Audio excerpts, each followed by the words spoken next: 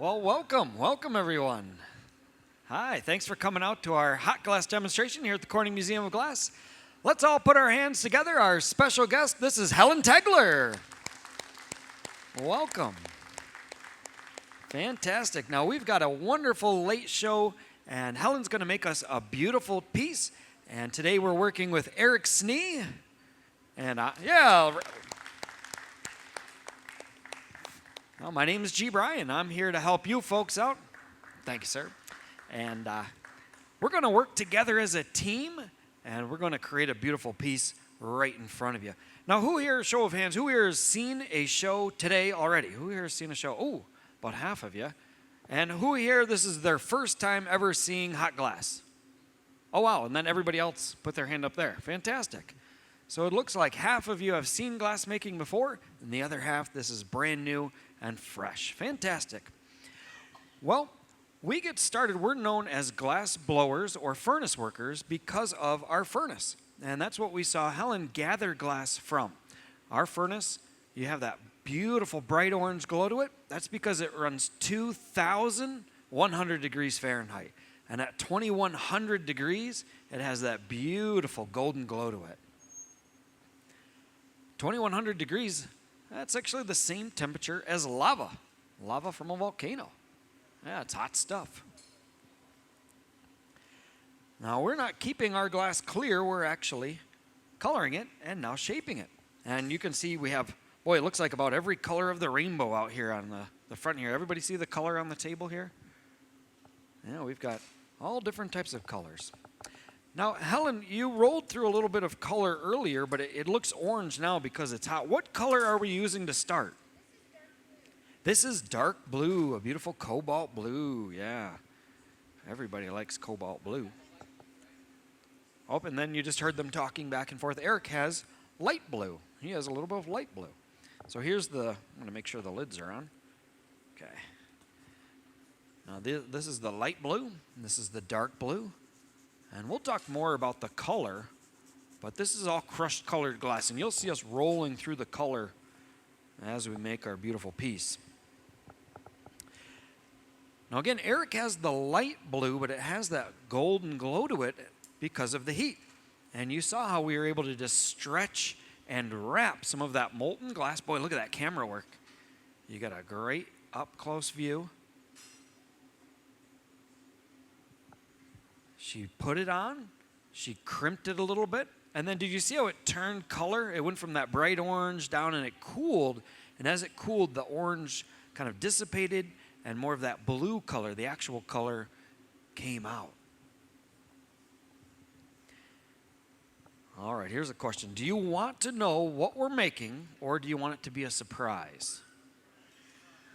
Okay, everybody said surprise. Well, tell you what, if you can guess what we're making as we're making it, why don't you just shout it out? That'll be kind of fun to do. Okay, so Helen's over there getting the glass hot. We see her coming back, and you can see all the different tools that she has at the tool bench. She has lots of different tools, and I'd say it's pretty obvious, right? We can't use our hands. We can't use our hands to shape the glass. And so we use a variety of these different tools as an extension of our hand.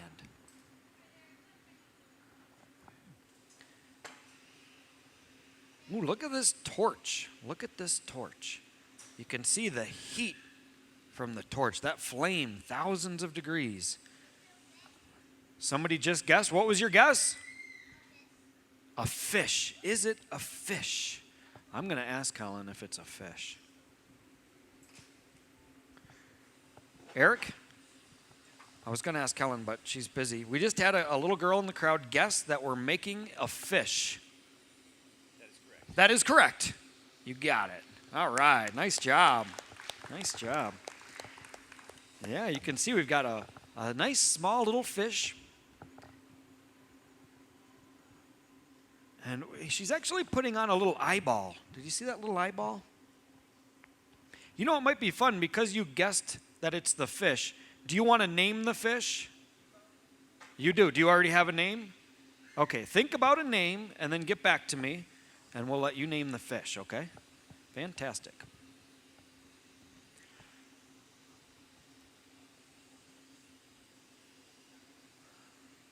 let's see what's next. It looks like they'll use the crimps just to make sure the eyes are just how they want. You've got a nice overhead shot there, nice shot from the side. And you can see the eyeballs. You can see the dorsal fin, the fin on the top, the pectoral fin on the bottom, the tail fin on the side there in the back. Fantastic. Now, we're not going to just make this little fish. Our show, it would be almost over if we're going to make it. What we're going to make is a component. So here we've got a fish. I know it's going to be a surprise, but our surprise will have a fish on it. And then we'll keep going. Now, when we finish our fish, because we're going to use it later on, we need to keep it in a holding pattern. We need to keep it at 1,000 degrees Fahrenheit. And we're going to put it into a small little oven. It's called the garage, and I'm standing right next to it here. This is the garage.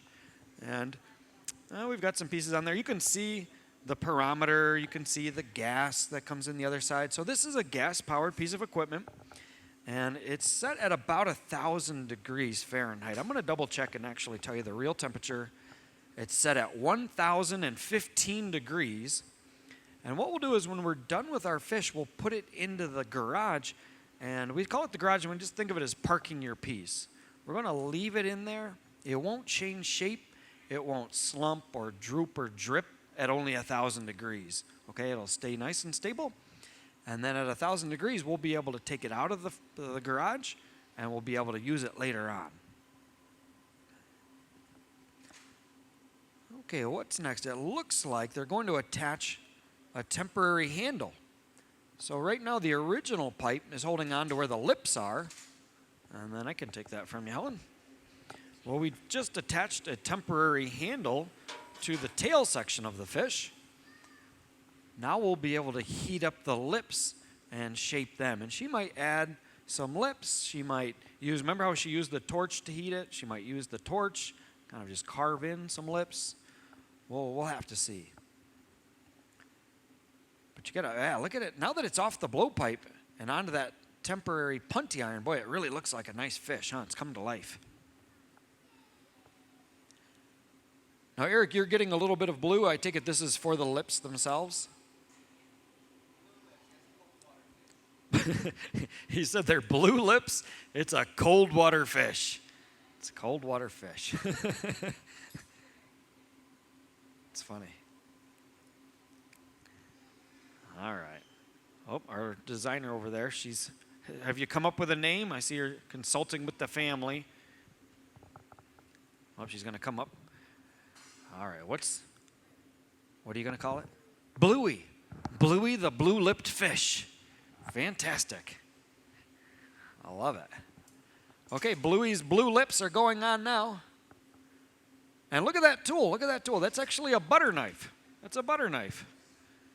We won't ask where she got it from. But you can see how all of the tools that we're using, metal tools, some are wood, and in that case, nothing fancy about that tool, a butter knife. But that nice thin blade lets her cut in the lips. We like to use the butter knife when we sculpt glass. You see a lot of glass at the front of our stage. Most of it all blown forms, whether they're vases or bowls, goblets. But we've got some kind of fun pieces over here. You can see fish and swans and elephants, some dragons on the far side. We've got more sculpture on the other end, flowers. All right, there's our Bluey the blue fish. Okay, Eric, I see you have a small paddle there. Are you going to catch the fish on the paddle? Or are they going to just put it in? Let's see. They want to make sure that they can get the fish out later on. So it looks like she'll tap the fish. Yeah, we're getting a great shot. Connor's doing a nice job with the camera. We got a nice shot into the garage there. She taps it free. And Bluey, the blue-lipped fish, is born. There we go. Beautiful.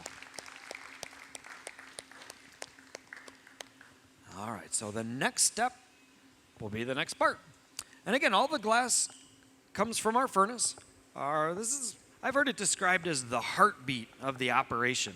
Now again, all of this, 1,000 pounds of molten glass.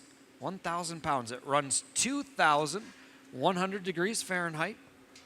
And all of the equipment up here is running on natural gas. You may be curious, what powers this equipment? This equipment's all running on natural gas, but you could also use propane as well. Propane, natural gas, it's already plumbed into the building. But if you have a studio, our friend George has a studio up in the hills where no natural gas is. He has a 1,000-gallon propane tank outside his studio. So natural gas or propane. But historically, like back in the olden days, they would use coal, and before that, wood. You can get a wood-fired furnace actually hotter than our 2,100-degree furnaces, but of course you need a lot of wood. You need a lot of coal. That melting tank, 2,100 degrees, it runs 24 hours a day. We never turn it off. It's been running, this particular one's been running for over 2.5 years. All right, now the last piece that we made was solid. There was no blowing involved. We gathered glass, we sculpted it, we shaped it. Now this time I see that Helen's gathered up some glass on a blowpipe. So this is a hollow tube. This one's hollow, and she'll be able to blow into the one end, and her breath will travel. Actually, there she goes now. She'll do it right now. She blew into the blowpipe. Keep your eye on the glass. Did you see the bubble come out? Did you see that? You saw that? Great. I call it the breath of life. I call it the breath of life because it's like you're putting your breath, and starting and forming the piece. You're giving it life. And I always love to watch that too. I've seen it, 100,000 times. I've probably done it just as many. And every time I see it or do it, I love that part. There's something just really cool about the breath of life, the starting point for your piece. All right, so again, welcome to everybody. Welcome to everybody on our live stream. There's folks on the internet right now watching this as well. And just like if you folks have any questions, if anybody watching the live stream has any questions, you can type them in, and Amanda will answer them, or she'll ask us, and we'll answer them. Okay, so now what we'll do is we'll gather again. And we have a really cool animation. We have a really cool video that we can play. And I don't know if this is playing on the live stream or not, but if you look, you can see there's almost like just a cutaway of our furnace. You see the crucible, the pot that's inside. And we gather the glass. It's like getting honey from a honey jar. So I'm sure some of you have done that before. You've taken your honey dipper, the little ball with the stick, or even a chopstick. And if you haven't, you can try it when you get home. And you gather out the honey. Well, see how much honey you can gather before it just drips right off.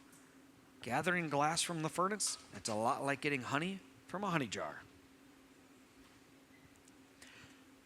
Okay, now we're rolling the clear glass. Again, it's all clear in the furnace. We're rolling the clear glass into crushed colored glass called frit, F-R-I-T. And this is glass that's been crushed up fine.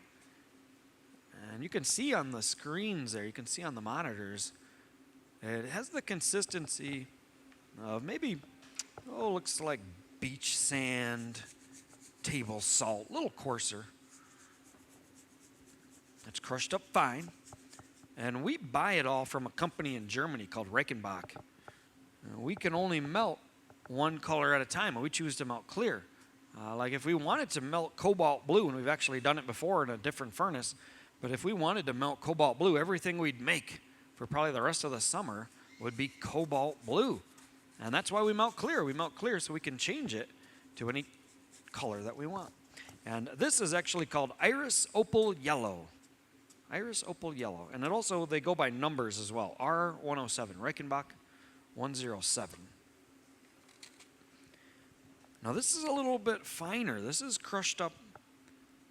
I don't know if you can see it in the jar or see it on the screen. This is a little finer. This is a little more like talc powder. Now we can buy this color as fine as powder, and we can get it all the way through to chunky, like the size of a button. All right, the thinner, the finer it is, the more even it will apply. Okay, so if you laid this out and you rolled just through this, it would look very, very even, and you wouldn't see any dots. Likewise, you can imagine if you had some of those bigger, like button-sized ones, and you roll over it, you'll have the different polka dots of color. And maybe you want to make it all one color. Maybe you want to mix the colors. Now look at her go. Look at this. She actually has a pair of shears, and it doesn't look like she's cutting, but more manipulating the way the color looks. You can see how she's twisting it, kind of poking it. And what will happen is this will change the way the color looks. You see a lot of texture right now as well. Helen, are we going to leave a lot of that texture, or will you melt the texture away? Okay, so you're doing that to affect the color, but also to just give it some texture as well. Fantastic. Let's see if there's... I'm not seeing a piece with that particular color pattern and texture up here, but you can see when we apply colors and bend them and twist them, we are able to get different patterns. And so the glassmaker, we use that to our advantage. Now here you see how she's squeezing a small constriction. And that small constriction is extremely important. That is where we will remove the piece from the blowpipe later on. So that line that she's making it right off the end of the pipe. And with the camera work right there, I don't know, maybe you were able to even see the very end of the pipe and how she put the jack line, that constriction, right off the end of it. Every piece that you see up here was attached to a blowpipe. Every piece had to be removed from that blowpipe. And so we put that jack line, that constriction, on every piece that we make. And generally, it ends up the lip, like if we're making the cylinder, where the jack line was, the blowpipe, ends up being the rim. So the very bottom of the piece generally ends up being the foot. And it doesn't matter, like this one has this kind of fun handkerchief top. Even this fun handkerchief top was squeezed down small and was a very precise line right off the end of the blowpipe. This big orange bowl, it's hard to believe this one was as well. Look at this one. The lip of this bowl was at one point very small and attached to the blowpipe. Every piece. That's hard to believe, isn't it? Yeah. This is a cool one. All right, need to be careful. So we have, Helen has the color on there. She blew the bubble. She squeezed in a jack line, a small constriction where it'll break free from the pipe later on. And Eric, you're rolling through some color as well. Of course, it looks bright orange again. What color are we using?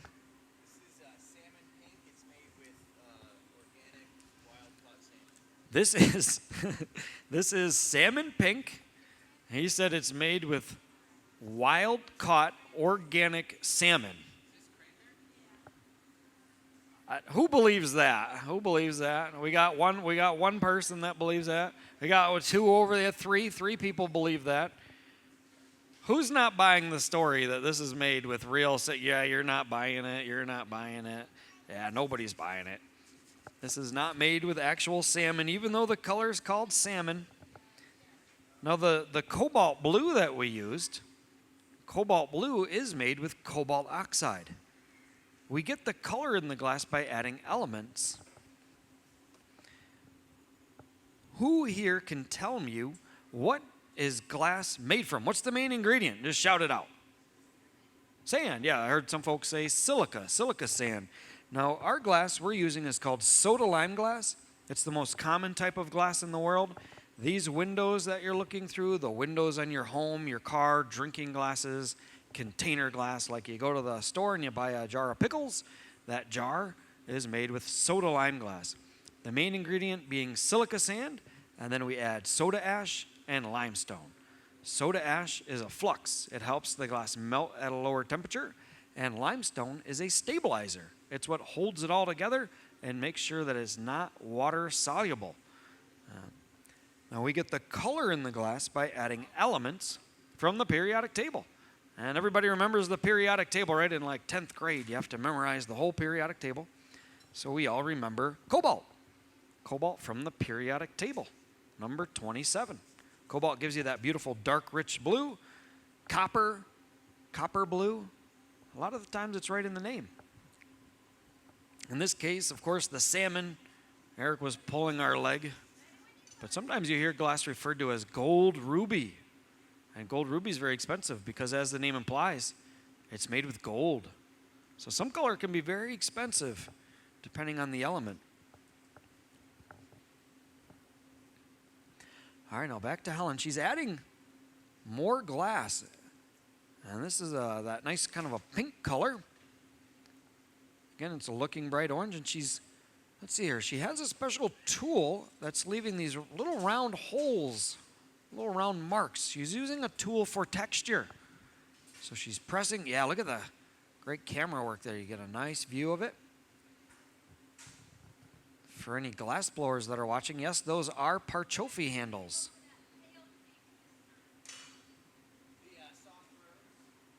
Now they're talking back and forth again about the next step, There is a lot of teamwork involved in glass making. For those of you folks who had seen our demos before or have seen glass making elsewhere, you know that glass is always made in a team. It'd be very difficult to make glass on your own, very limiting, and frankly, not as much fun. It's more fun to, hang out with your friends, to work with someone else. The bigger the pieces, the more complicated the pieces, or the quicker you want to make them, the more team you'll have involved. So in this case right now, it's just Eric and Helen for the most part working. I'll help out a little later on. But we've done some projects here at the museum where we've had teams of 12 and 15 people working on one piece. All right, it's not uncommon.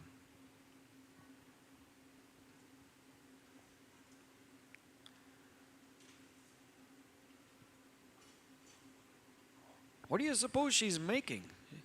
What do you suppose she's making? Yeah, I hear a few murmurs out there, a few guesses.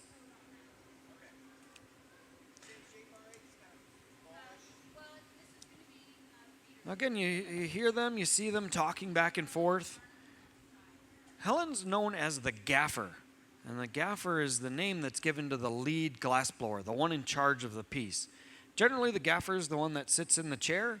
They call the shots, they set the pace, they set the tempo, and they let their assistants know what is expected and what's needed. So it's the gaffer's design. The gaffer is the one in charge, and then we're here to help facilitate and make it happen.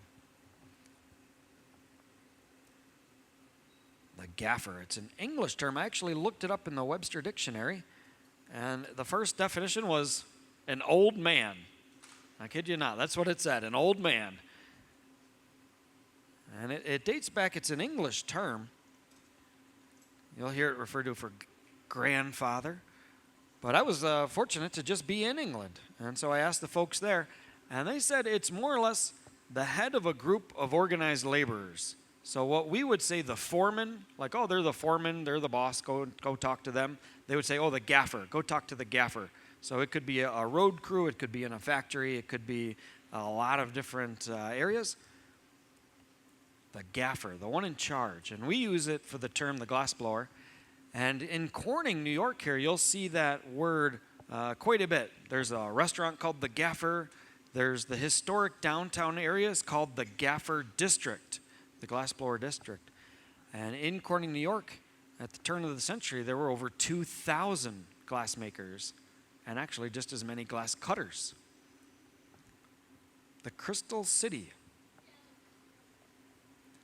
It looks like she wants that bit a little bit hotter. You saw Eric come over and she said, nope, I'll take it a little bit hotter. That's no problem.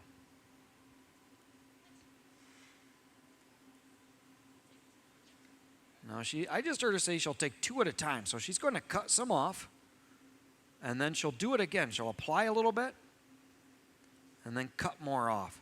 Hot glass sticks instantly to other hot things. So hot glass sticks to other hot glass with no problem.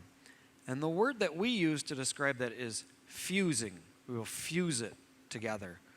So if it were, let's say it were metal, you might weld it together.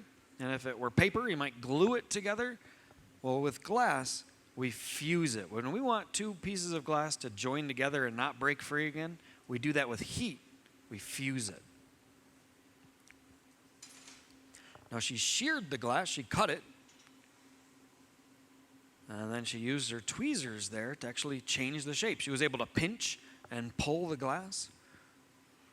Maybe somebody did that over at the studio. Did anybody do the make your own experience where you're able to pinch or pull a flower today? You did that?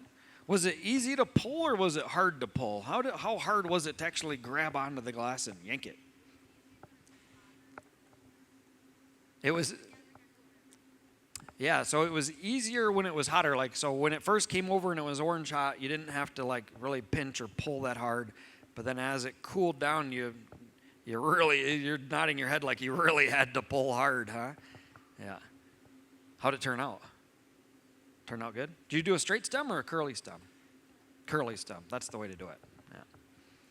We have a make your own experience right across the parking lot at the studio, and they generally last about 40 minutes if you folks are interested in trying this out yourself. They don't just let you start gathering up. They help. There's a trained professional there. Some of you are probably thinking that you want to go in there and gather the glass yourself and blow through the blowpipe. You can take classes there as well. You could do that in a weekend workshop. You could do that in a week-long beginning glass blowing class. And so they offer, maybe you don't want to stand in front of the heat. Maybe standing in front of a 2,000-degree furnace isn't so appealing to you. Well, they've got other projects where you could work in front of a torch, flame working. They have projects where you can take a flat panel of glass, a little pane of glass, and more or less decorate it with other things to make wind chimes and picture frames. You can even sandblast a piece. So you decorate the piece, sandblast it, and you can take that home with you today. So it's a pretty neat experience. All right, so they've got, let's see, they put the first one on. Kind of looks like brain texture, doesn't it, where she poked it. And then she put on 2 more pieces, 2 on each side, I suppose, 4 more. And then, Eric, do you still have the same color, that same kind of a... And you're using the nice soft pink there for this one, huh? Beautiful. Old pink. Oh, this is a Kugler color. Wow, yeah, this is old. There's some different glass companies that make our color. And we don't use much Kugler. There's another company in New Zealand called Gaffer. They're in Auckland, New Zealand. If you're ever in Auckland, New Zealand, you can go get some glass color. Go talk to John. We were fortunate that we actually got to go there. I don't know if you folks know this, but we do glass blowing on a cruise ship. We have 3 cruise ships where we get to travel around. And maybe, did you see the cruise ship when you first walked in? We've got that big model. And a cruise ship, if you've never been on one, they're massive. They're like a skyscraper on its side. And it's a city unto itself. On our ship, it holds about 4,400 passengers, 4,400 passengers. And we'll literally travel the world.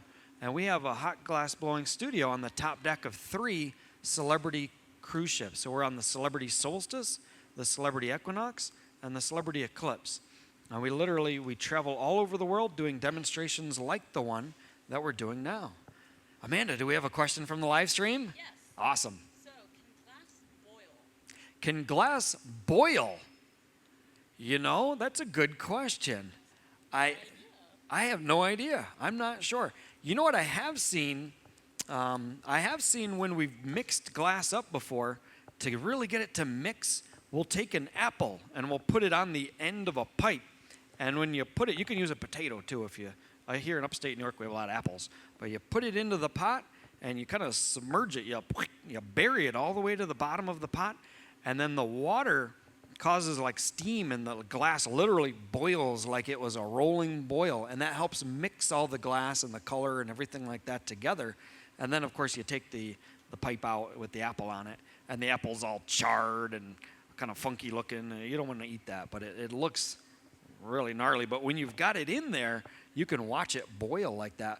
But as far as putting it in the furnace and just having it boil like that, I don't know. I have seen it when we use a hot torch, when we use that oxygen-assisted natural gas or propane torch, and the flame is about 5,000 degrees. I have seen that. They'll actually call it boiling the glass, where it makes the glass kind of burn and bubble a little bit. But I don't know about, like, when you think of a pot of water boiling, I don't know if we could put it in our furnace and boil the glass. But I'm willing to give it a try. Eric, have you ever heard of that boiling glass? Do you know if that's...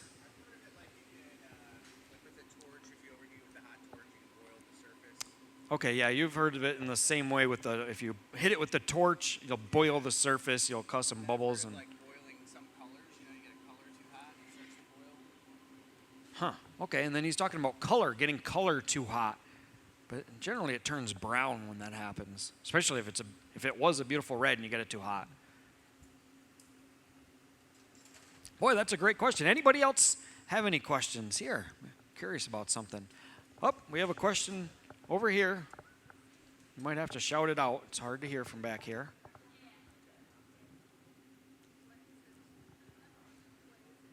What is it? Oh, do we want to know yet, or do we want it to be a surprise still? We're still going to be a surprise. Do you want to know what it is? I'll whisper it in your ear if you want. I'll come out there and I'll whisper it to you. But you have to promise not to tell everyone. Everyone wants it to be a surprise. All right, now I have to remember to turn off the microphone, or I could whisper it and it'll still. Okay, ready?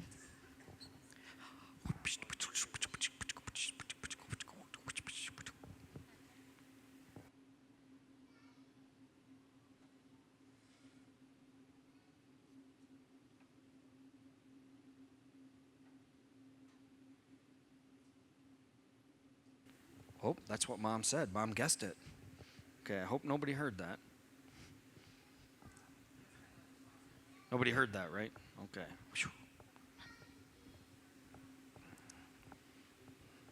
Fantastic. Well, Helen, you've got some folks that are up there guessing what your piece is going to be. But then there's still a lot of folks that want it to be a surprise, so yeah, we're right there. What were the guesses? Well, some of them were right, so I don't want to say them. Yeah. Are they guessing on the live stream? Are they guessing on the live stream at all? Oh, yeah, no, the live stream viewers have figured it out. Oh, they've already figured it out, yeah. No, I haven't. I haven't spilled the beans. Oh, another question. Great. What's the difference between regular color and Duro colors? What's the difference between our color and Duro? Yeah. Duro colors. Boy, I'm not sure the exact composition, but I do know that Duro colors, they're actually quite difficult to work with and are often used for cane working. So if you're familiar with especially Venetian glass or Murano glass, some of you have probably been to Venice or been to Murano, and you're familiar with the style of glass that they do. Is often very thin, but has lots of decorative lines. Like here's a piece. Can you see how each individual, I'll pass this around, but there's lots of decorative lines in this piece. If we use one of our regular colors, these lines tend to bleed, as in they get really soft on the edges, and they don't stay a crisp color. They don't stay a crisp line. They kind of bleed out. Where when we use these Duro colors, we can make very thin lines that hold their shape and hold their outline. They can be very difficult to work with, but the reward is certainly worth it. And we can pass this around. Everybody gets to hold this, no matter your age, young folks and old folks, everyone in between. That's one of the nice things about our museum and our live demonstrations here, is that we can pass around the pieces. Obviously, when you go to a museum, and especially our museum and the collections, you're not going to be allowed to touch anything, even if you want to. And of course, when you're walking through the gift shop, I know a lot of you, I walk through the gift shop and I see everybody with their hands in their pockets, not touching the pieces. Well, this is one time where we're going to invite you to touch the piece. Please feel the texture, feel the thickness or how thin it is. Look on the bottom too, and you'll see a little mark, the punty mark that's on the bottom. This last time I picked up a drinking glass and tipped it, there was water in it, so this time I was really careful. But you'll see the little round marks that are on the bottom from the punty.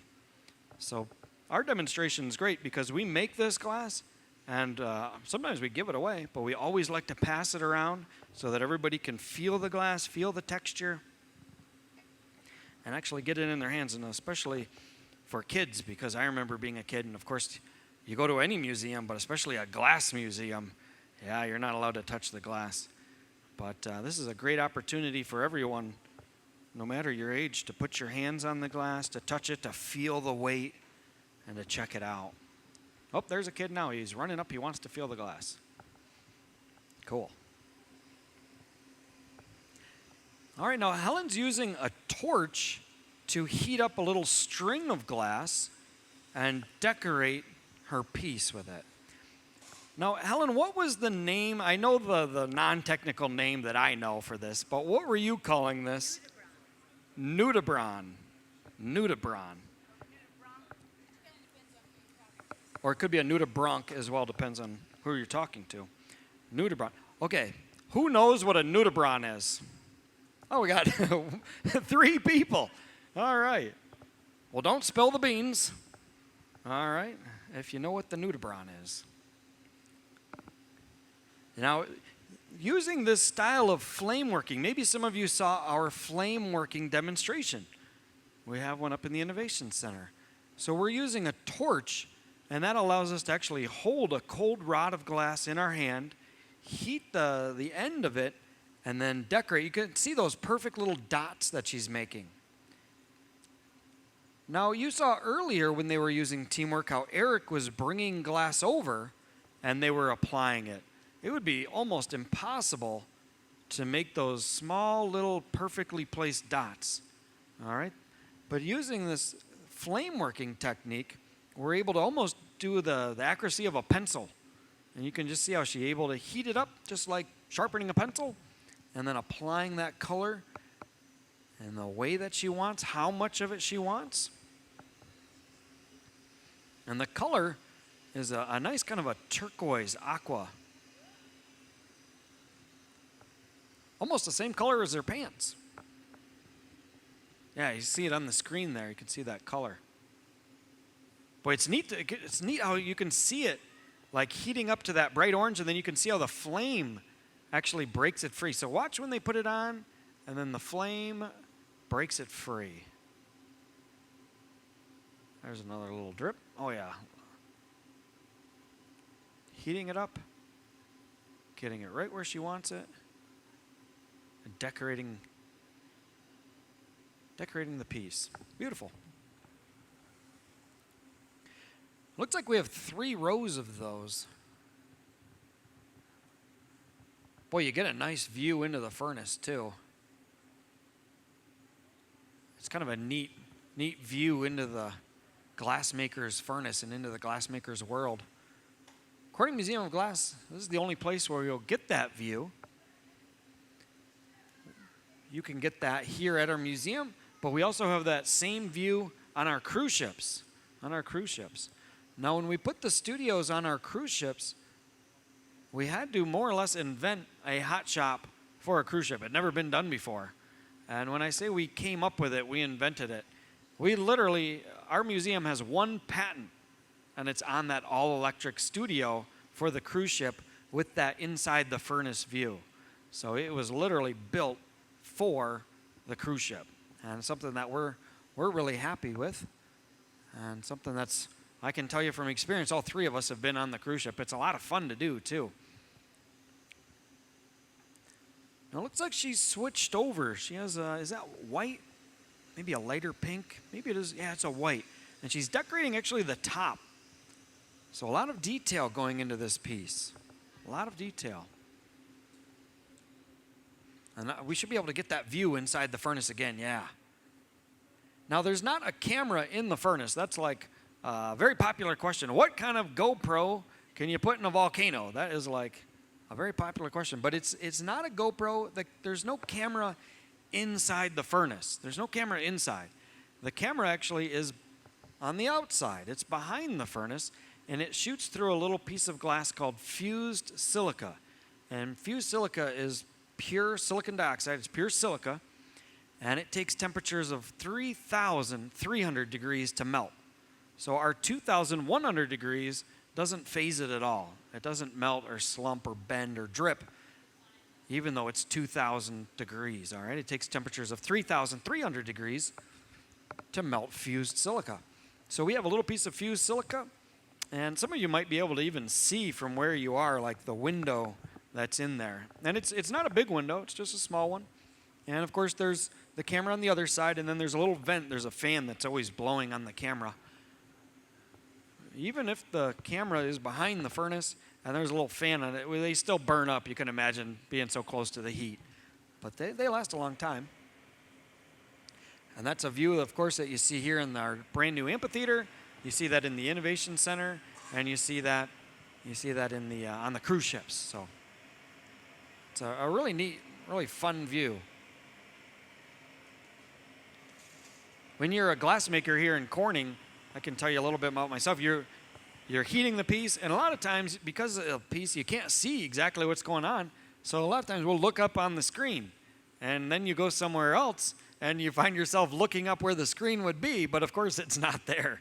And it's just one of those habits that you get into, that you're like, oh yeah, let me heat the piece. I'm going to look at the top while I'm heating it, okay.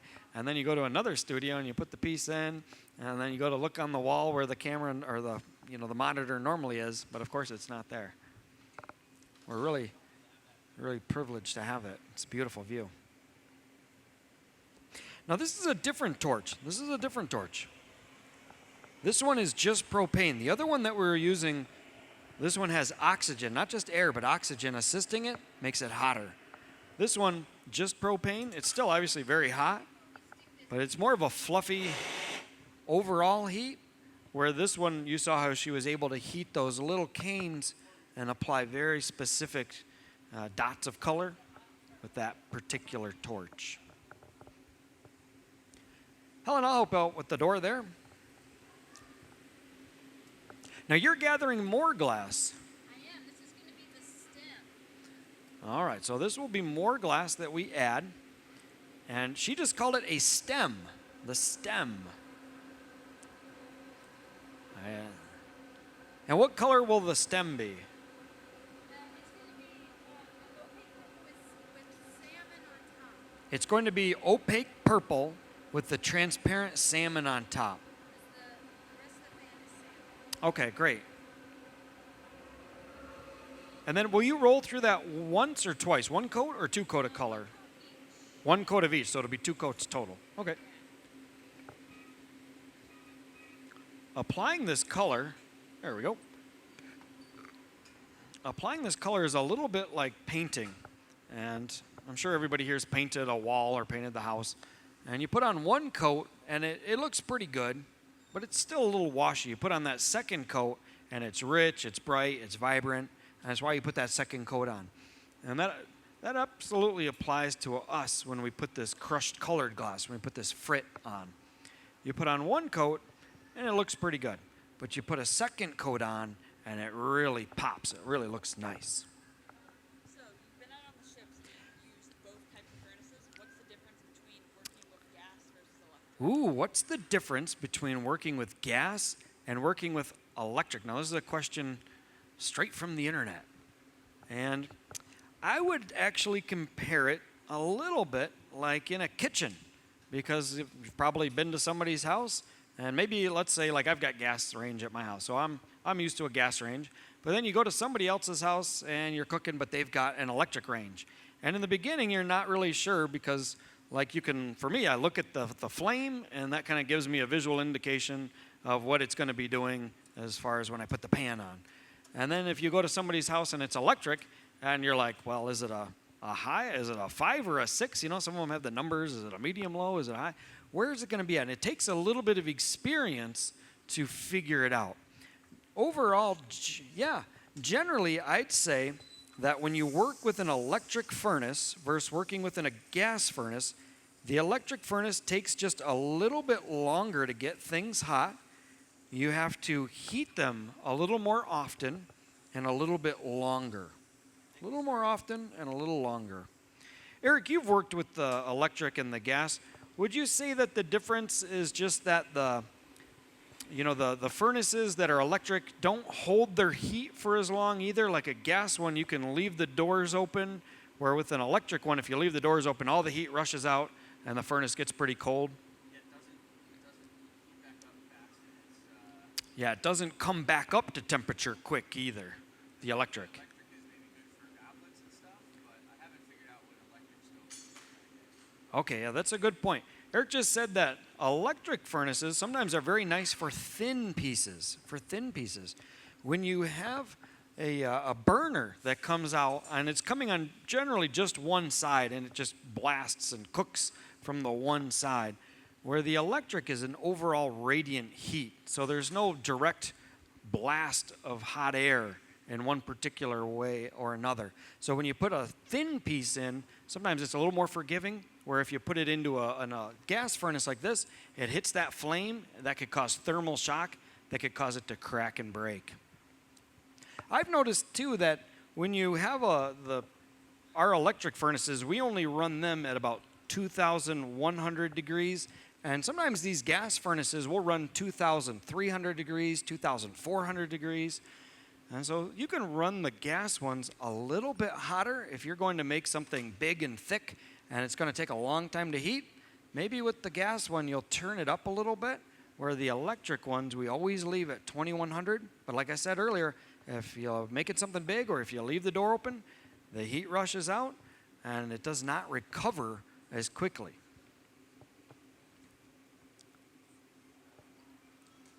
I'd say, though, after you get used to one, it's just you get used to it. And there's really, I wouldn't say there's an excuse factor. You can't say, well, I couldn't make that because I had the electric furnace on the ship, or I couldn't make that because I didn't have the electric furnace on the ship. Really just practice. Yeah.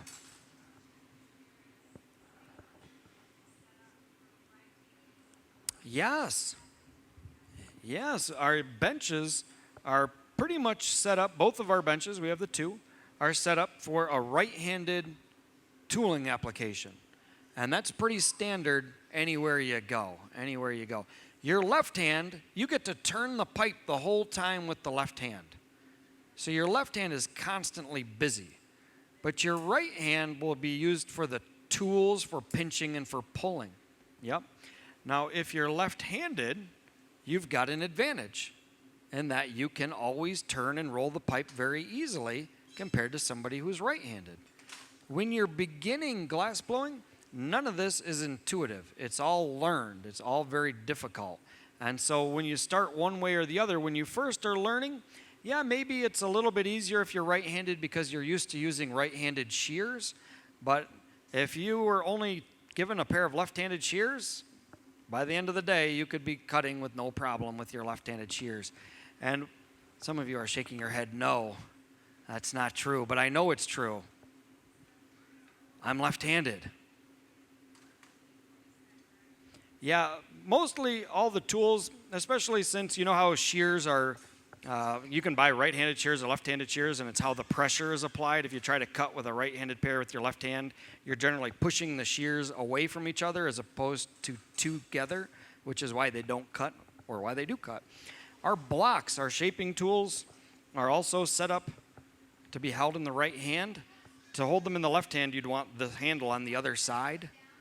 And generally, again, any studio that you go into is going to be set up for most of the people that are right-handed. So if you're left-handed, maybe you do set up a studio for a left-handed person, but of course anybody else that comes to your studio is going to be finding it very awkward to work in. I've never seen a left-handed studio set up. I've seen a few people that like to work left-handed, but I've never seen a complete left-handed studio. Everybody that I know that's left-handed, every glassmaker that I know, it just works in this fashion. Yeah. Now, there are some other ways to work. You don't have to necessarily sit down at this bench and use the rails. A lot of times in Europe, you'll actually see they'll stand up, and they'll have just a rolling yoke where they put the pipe down and turn it standing up and tool it standing up. And for me, I would find that very awkward just because I'm not used to doing it. So doesn't have to be sitting down. That's what the Americans choose to do, though. I worked with a gentleman a while back named Paul, and Paul was used to, he's European, he's from Norway actually, and he loved to stand up. So he would always work at a bench standing up, and whenever you try to help him out, it would just be so awkward because you're not used to it. Just like anything, if you're not used to doing it, you're not going to be very good at it. A little bit like driving a stick shift. If you're used to driving a stick shift, no problem. If you've never driven one before, it's going to be really awkward in the beginning. Oh yeah, look at this. Watch this. Watch this. Now here's that stem that she was adding. She talked about adding the stem. And you can see how Eric has the pipe a very deliberate angle down, and that allowed Helen to apply the piece right where she wanted. And you just saw her use the shears indicating, okay, let's turn the pipe. Yeah, I'm going to help out. And I'm going to put a little bit of water, I believe, right on. You want it right on there? Oh. Hit it? Sure. There it goes. I'll take that. Yeah, you're welcome. Awesome. Yeah, let's give her a nice round of applause for that. Great job. Boy, that had to go just right for it to break off. So now we've got the stem on there. If it was a tree, I'd call it a trunk. But it's not a tree. Some of you have already guessed what it is. I'm curious if anybody knows what that piece is that we're putting on, though. There's more to add. That's the only clue I'll give you. There's more to add. Now here she's using the torch to really make sure that the piece is fused together. Remember, we used that word earlier. We talked about glass sticking. Glass needs to fuse to itself. So we can use this torch to help ensure that bond fusing. We don't want it to pop off later on, and that can happen. If the glass isn't stuck on there, if it's not bonded on there, if it's not fused on there, it can pop off. And that happens especially when you're younger and you're just learning. You might put on a wrap. See the white line that goes on this piece? If you don't fuse the wrap on, later when you're holding it like this, you can literally take your finger and just break it right away. And I know because I've done that before. You put the wrap on, you think, okay, that's on there pretty good. And then you take it out, and the next day you flick it like that, and part of the wrap just flicks right off. So you know that you need to heat it on to fuse it a little better next time. Fantastic. Now I'm excited for this next part, and let me know if you need some help with this next part. Open the doors up, sure. Okay, so we've got the next part coming out, and this part is something that we didn't see Helen make, and that's because she did this yesterday and today. She probably has about an hour and a half into the next part that Eric's pulling out of the oven right now.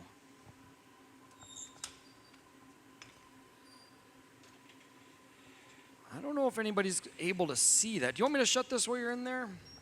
Yeah. Okay. Now you can see we've opened up a lot of doors over here, so I'll close them down while Eric's in the oven, in the furnace here. It's hot standing in front of that 2100 degree furnace.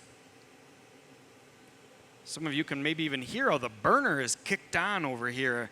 When we opened up the doors, the furnace cools down. Well, the burners kick on, heats back up. And again, with the electric furnace, you don't have that.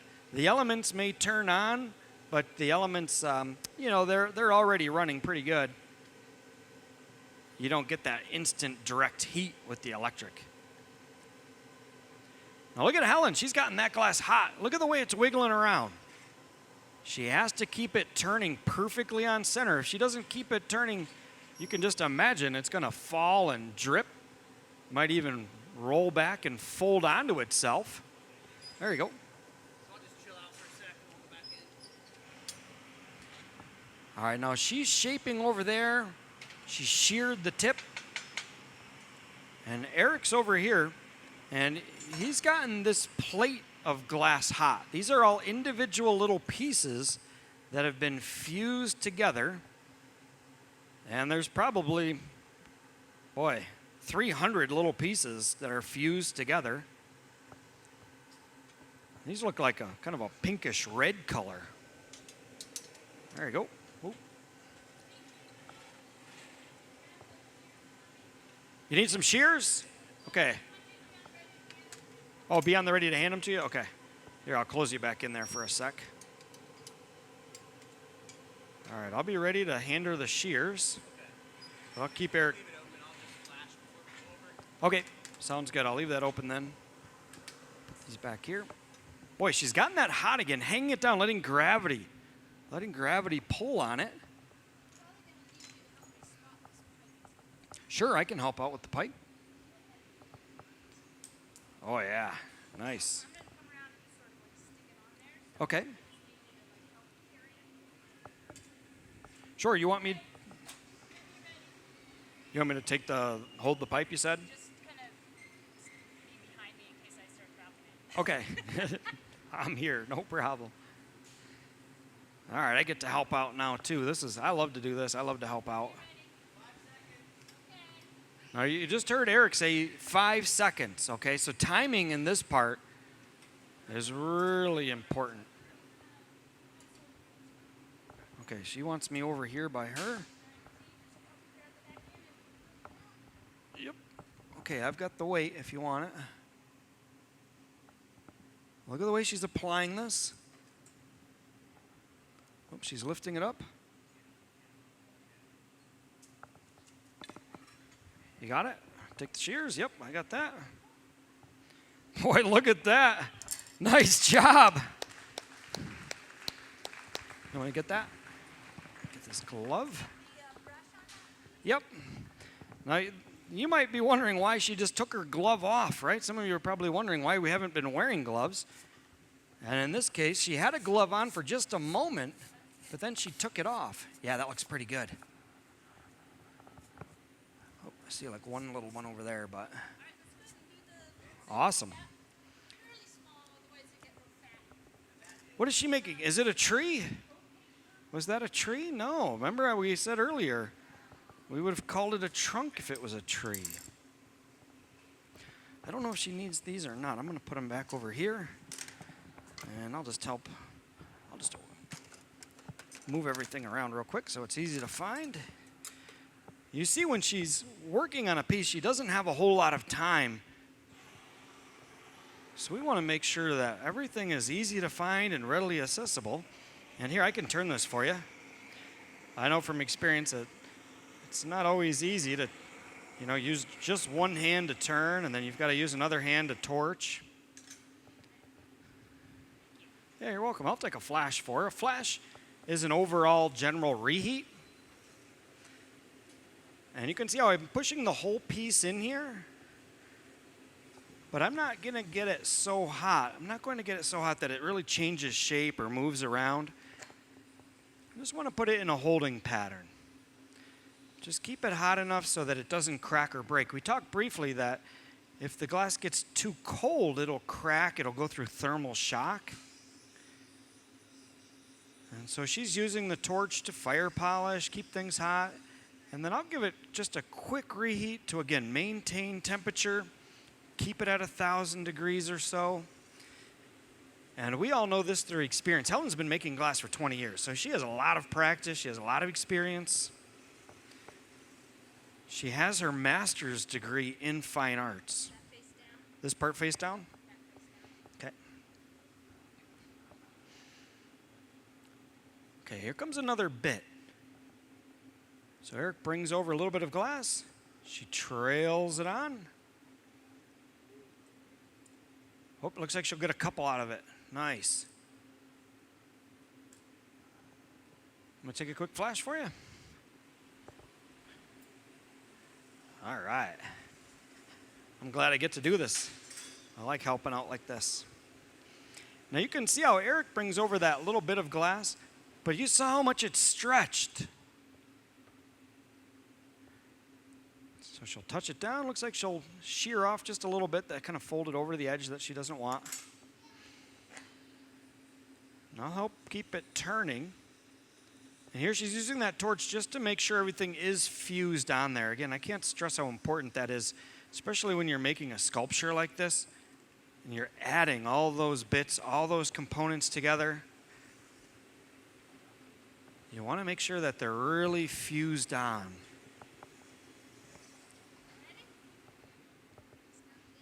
Yep. Now, when I came over, she said, okay, face down, please. And again, that just tells me the orientation that she wants to take the pipe. Everything that she's doing right now, and even up to this point, of course, has been deliberate. Everything is deliberate. It's not random. It's not happening by chance. Everything is extremely deliberate. I'm from Detroit, so I compare it to driving a car, right? Every motion that you make when you're driving, every movement, it's all deliberate. If you want to go around the turn, you have to hold the wheel at a certain angle.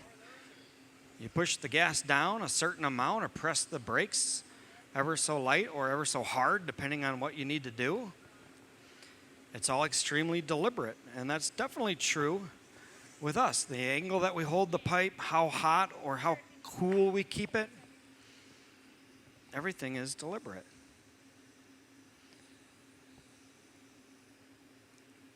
See how when she's flipping it over, you see how it's moving around? It's really pivoting on the hottest part. So she needs to be deliberate at the angle that she holds it, like right now, flipping it over, letting it fall back on center, using the tools and the torch in specific ways.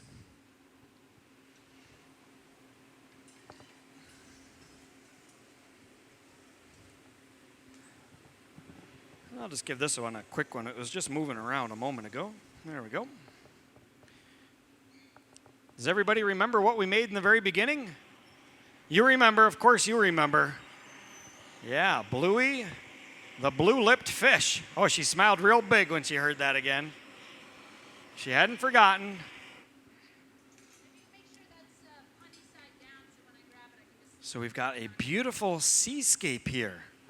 A beautiful seascape. We've got a big fan leaf, the big ocean fan leaf with these gorgeous red colors. And this was actually a piece inspired by the diving and snorkeling that Helen's done in the Caribbean. I asked her before the show, I said, Helen, is this inspired by your trips through Fiji and through Hawaii and through New Zealand and Australia, New Caledonia? She said, nope, the Caribbean. But we've literally been all those places, and we've been swimming and snorkeling everywhere in between as well.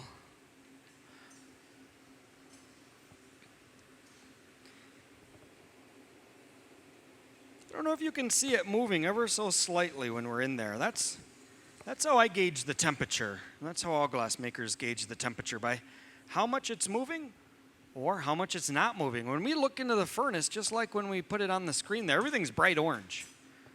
You can't tell the color. You can't tell the temperature by the color. Okay, you're telling the temperature by how much it's moving around and by experience. And like I said, Helen's been making glass for about 20 years. She has a master's of fine arts. She got started with a bachelor of fine arts. And so that's what a lot of us do. We get started in art school. We can go to university, get a 4-year degree, a bachelor of fine arts with a glass concentration. A master's of fine arts in sculpting glass concentrations.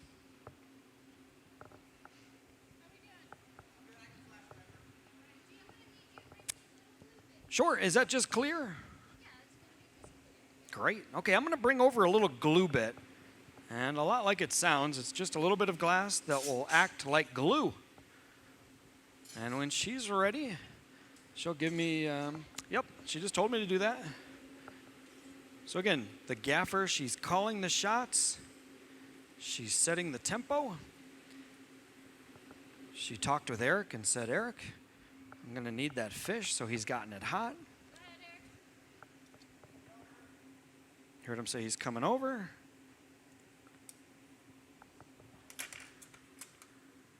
All right, here comes, oh yeah, here comes Bluey.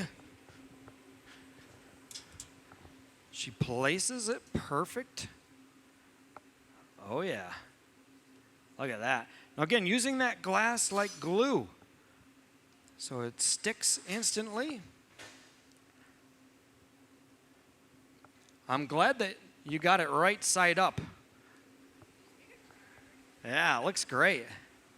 And I say that because it's really easy. You're in the heat of the moment there to grab the fish, and you're just looking to get it onto that glue bit. You know, everything's hot.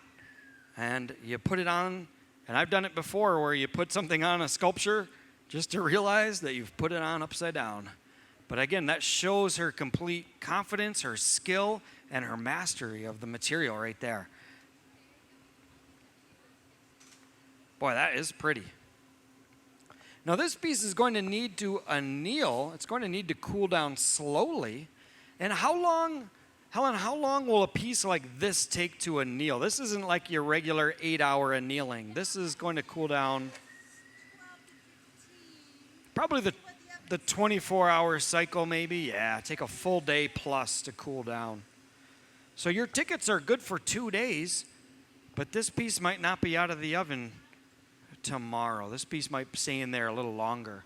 Normally our pieces, if you see a piece being made, you can come back, this time tomorrow, and the piece will be out of the oven. But this one, with all the thick spots and the thin spots, this one's probably going to cool down over about 24 hours.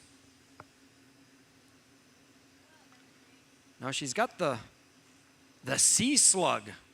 The sea slug. That was that fancy word we used earlier. That was a fancy word for a sea slug. That's going to do it. Yeah. All right. Fantastic.